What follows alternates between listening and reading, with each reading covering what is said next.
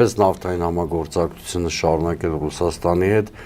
պատժամիջոցների տակ չհայտնվելու համար։ Սա ազդելու է անշուշտ, այլ խնդիր է, որ Ռուսաստանը արդեն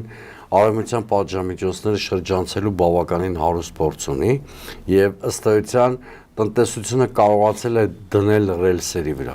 Մյուս կողմից նախորդին Պուտինը մասնակցեց Բուրևեստի քրթիրային այդ համակարգերի ցուցադրությանը, դա զենք է, որը ըստ ռուսական աղբյուրների 14,000 կիլոմետր կարողանում է թռիչք ապահովել, այսինքն էսկալացիան խորանում է, դա որևէ լավ բան Հայաստանին չի խոստանում, որովհետև ինչքան շուտ ռուս-ուկրաինական պատերազմը վերջանա,